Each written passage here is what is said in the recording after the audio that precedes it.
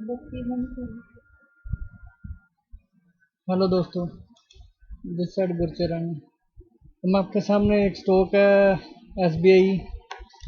उसके रिजल्ट भी आने वाले ही हैं और उसके बारे में थोड़ा डिस्कस करूंगा। एक दो उनकी न्यूज़ भी चल रही है, न्यूज़ भी थोड़ा सा बताऊंगा। जैसे कि एसबीआई 171 पे आज थोड़ा बुल बंद हुआ है ये। तो आज इसकी डिलीवरी देख लेते हैं। ये डिलीवरी भी आज यहाँ पे देखो 17.62% की डिलीवरी आज उठाई गई है इसकी, जितना भी ट्रेड हुआ है। ये एनएससी की साइड पे मैं दिखा रहा हूँ आपको। और जो अभी इनकी ये न्यूज़ चल रही है कि ये यहाँ देखो एसबीआई एग्री टू एक्सटेंड, आज ही इनका न्यूज़ आई है कि एक्सटेंड मोरेटेरियम टू एनबीएफसी। ये मान लो जो एसबीआई एनबीएफसी को लोन देते हैं, तो एनबीएफसी वाले जैसे मान लो एसबीआई ने बजाज फाइनेंस को लोन दे दिया, बजाज फाइनेंस वाला के कस्टमर को देते हैं। ऐसे ही इन्होंने एनबीएफसी का जो मोरेटोरियम पीरियड है वो एक्सटेंड कर दिया इन्होंने। ये न्यूज़ थी। इसका मतलब ये हुआ कि जैसे बजाज फाइनेंस वाले वो तो प्राइवेट कस्टमर से अपना एकदम से ही पहले मार्च का इन्होंने किस्त लेनी होती है वो तो एकदम साथ के साथ ही ले लेते हैं। बट ये इन्होंने अपील पहले इन्होंने बोला था कि बैंकों ने ये दलील लगाई थी आरबीआई के पास। इन्होंने तो अपना मार्च महीने की कलेक्शन एकदम इकट्ठी कर ली है, तो इनसे हमें इनसे पैसा चाहिए। तो एनबीएफसी ने भी दोबारा आरबीआई के आगे अपील की थी। तो वही आज फैसला आया उसका कि आरबीआई ने तो सैंक्शन कर दिया है कि एनबीएफसी को एक्सटेंड करेंगे। पहले इन बैंकों ने यही दलील दी थी कि एनबीएफसी जो है उन्होंने तो कस्टमर से पैसे ले लिए हुए हैं, तो हमें ये किस्त वापस और लोन की किस्त वापस करें। तो अब वही आज एसबीआई ने तो पहला इनिशिएटिव ले लिया, उन्होंने तो एक्सटेंड कर दिया। यही यहाँ पे इन्होंने बताया हुआ है that India largest RBI non-banking companies to avail benefit 3 month moratorium period का देखो इन्होंने एक्सटेंड कर दिया हुआ। अब ये अवेल कर सकते हैं बेनिफिट। आरबीआई जब 27 मार्च को आरबीआई के गवर्नर ने बोला था कि moratorium terms loan borrower among others however banks decided not to offer this relief. ये इन्होंने बोला था कि एनबीएफसी को नहीं देंगे, ठीक है। But NBFC in sport they had to offer moratorium to its customer. NBFC ने ये बोला था कि हमने अपने कस्टमर को भी ये मोरेटेरियम पीरियड देना है, तो इसलिए हमें भी बैंकों की तरफ से मोरेटेरियम पीरियड दिया जाए। was not provided them needing potential assets liability। the bank SBI now has changed। SBI ने अपनी पोजीशन चेंज कर दी है। Bank has offer moratorium to NBFC on repayment of between जो मार्च 1 से 31 मार्च के बीच की पेमेंट थी उसको एक्सटेंड करने का इन्होंने फैसला ले लिया हुआ है। Since March period for which the moratorium is applicable for past bank will not count any overdue payment. Bank overdue payment नहीं मानेगा अगर एज ए डिफॉल्ट नहीं मानेगा अगर दोनों पीरियड के बीच में अगर एनबीएफसी पेमेंट नहीं करेगा। If the moratorium period extended beyond this 3, अगर 3 महीने से ज़्यादा भी बढ़ाया जाएगा तो NBFC will be able to take the bell benefit. ये इन्होंने आज क्लियर कर दिया। अगर मोरेटोरियम पीरियड बढ़ाया भी जाता है आने वाले टाइम में तो कारोबार तो चल ही नहीं रहा किसी का, तो ये भी आगे इन्होंने एसबीआई ने क्लियर कर दिया आगे एनबीएफसी को भी हम देंगे मोरेटोरियम पीरियड का बेनिफिट देंगे। तो well the moratorium bank will seek financial detail from NBFC take a decision on case to case. ये केस टू केस डिसाइड करेगा कि कैसे किस एनबीएफसी से कैसे बेनिफिट देना है। The decision is extended to moratorium NBFCs has approved by SBI। SBI ने आज अप्रूव कर दिया इसकी टॉप मैनेजमेंट ने। SBI have objected of offering moratorium to NBFC when it is first announced by March at the time the lender has lender ने argue किया था।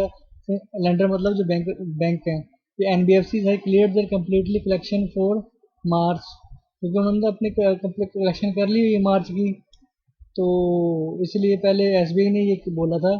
तो they should be a position to repay the bank, वो bank को पैसा वापस करें। Moreover since banking regulator require NBFC to maintain liquidity, और उन्होंने ये भी बोला कि लिक्विडिटी मेंटेन करें, हैव एडिक्वेट कैश फ्लो होना चाहिए, एसेट्स लायबिलिटी मिसमैच बैंक की उनके पॉइंट्स होते हैं जो भी। तो एनबीएफसी ने ये कहा कि ये मतलब बिल्कुल अनफेयर है। ये उन्होंने अपील की थी आरबीआई के पास कि हमने जब मान लो पैसे इकट्ठा भी कर लिए हुए हैं तो फिर भी हमें भी मॉरेटोरियम पीरियड देना मिलना चाहिए। तो जो आरबीआई का गवर्नर है Shri Kanta Das clarified banks that regulator will not oppose to NBFC being offered a moratorium. उन्होंने साफ क्लियर कर दिया कि वो बैंक जो है अपोज ना करें। एसबीआई ने तो डिसाइड कर लिया कि ये ऑफर एनबीएफसी को देंगे। एसबीआई अदर लैंडर में बाकी जो लैंडर्स हैं जैसे और बैंक है वो भी इसको फॉलो करें। यही न्यूज़ थी। We are glad to finally SBI है agreed to give NBFC this benefit। यही है बताया हुआ आज उन्होंने। और थोड़ा सा इसके बारे में इसके थोड़ा फंडामेंटल मैं भी आपको स्टडी करवाता हूँ। अभी एक और न्यूज़ आई हुई आज एसबीआई की। तो बैंक ऑफ अमेरिका और सिक्योरिटी हैज़ डाउनग्रेड कर दिया है उन्होंने एसबीआई को और इंडसइंड बैंक को, बैंक ऑफ बड़ौदा, आईसीआईसी को, क्योंकि ये अपनी रेटिंग के हिसाब से इन्होंने काम करते हैं। उन्होंने आज ही न्यूज़ आई हुई, देखो आप चेक करो, 6 मई की न्यूज़ है। उन्होंने डाउनग्रेड की रेटिंग दे दी हुई है बैंक ऑफ अमेरिका ने। The brokerage has cut earnings on banks by 90%, target price by around 60%। HDFC Bank remain the only buy. HDFC Bank की है कि जो बैंक ऑफ अमेरिका मतलब एचडीएफसी बैंक को तो हर कोई प्रेफर करता है इसमें, और रिलायंस में दोनों में गेम हो रही है। ये तो पक्की बात है एसबीआई और एचडीएफसी में, रिलायंस और एचडीएफसी में। बैंक ऑफ अमेरिका अर्निंग्स पर share estimates on average 15 to 20% below concession. ये भी ईपीएस भी इन्होंने 15-20% की डाउन ग्रेडिंग की हुई है। इसीलिए ये एसबीआई कल गिरा है। ये न्यूज़ तो पहले ही आ जाती है, ये पब्लिश बाद में करते हैं। बट फिर भी मैं इसके अब आपको थोड़े से फंडामेंटल दिखाऊंगा, आप उसको देखो एसबीआई का क्या फंडामेंटल्स हैं। अभी देखो इनकी मार्केट कैपिटलाइजेशन 1.5 करोड़ की मार्केट कैपिटलाइजेशन है। ये देख लो आप, यहाँ पे आ रही होगी। और price to book value is 0.60। Book value मतलब कम है, प्राइस उसके हिसाब से वो अभी तो बहुत ही कम चल रहा है।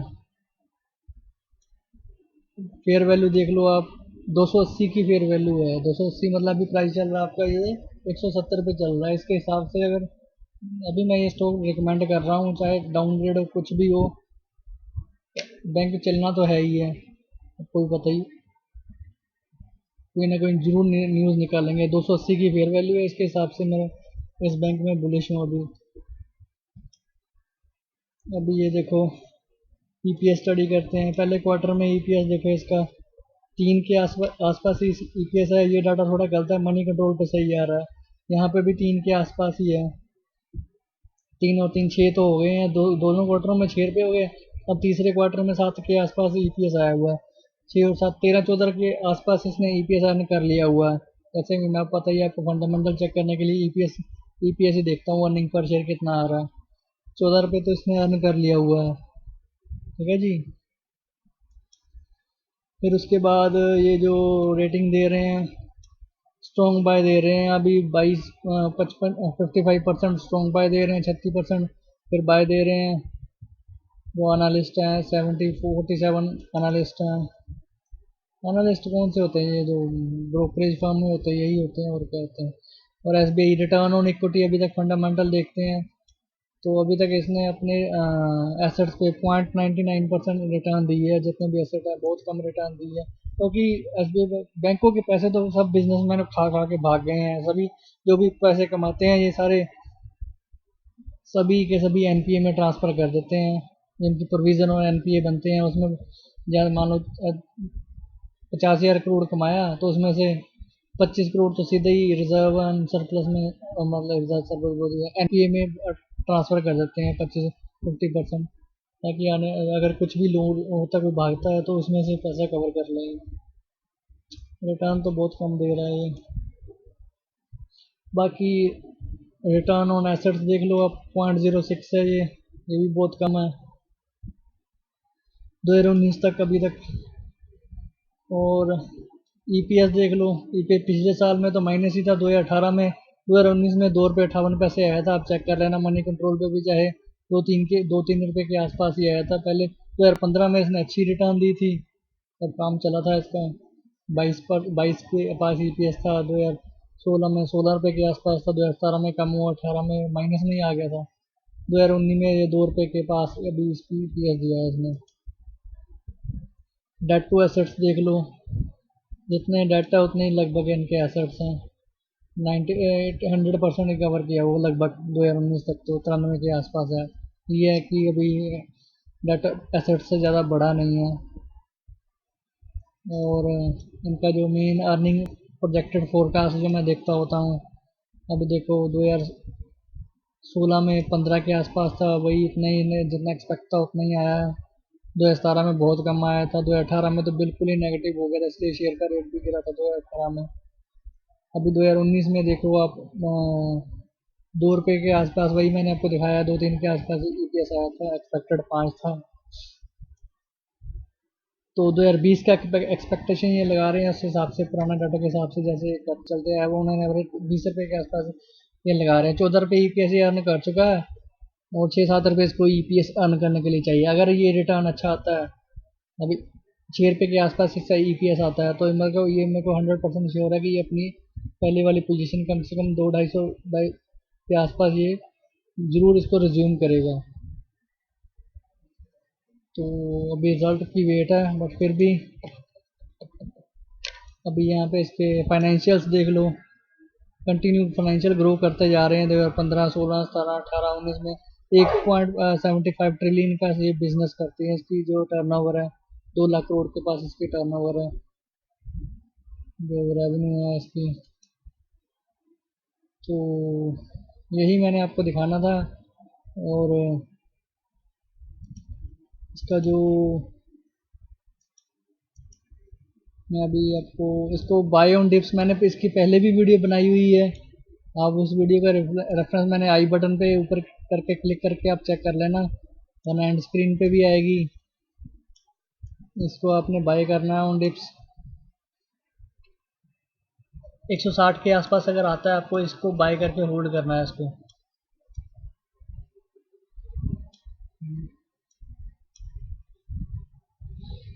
मेरा फर्स्ट टारगेट होगा जो 180 के पास, इसका फर्स्ट टारगेट होगा, शॉर्ट टर्म टारगेट है जमीन में। T2 विल भी होगा मेरा 200 होगा।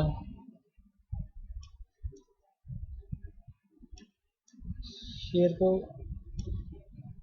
फिर T3 विल भी होगा, 225 के आसपास होगा।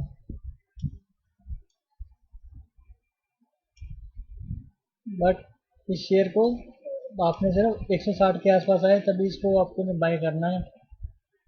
अभी भी ये 170 के आसपास चल रहा है, जिसने अकोमोडेशन करना तो अकोमोडेशन के लिए शेयर अच्छा है। Thank you. इस वीडियो को शेयर करो, लाइक करो, और 160 के पास इसको बाय करो। Thank you. गुरचरण।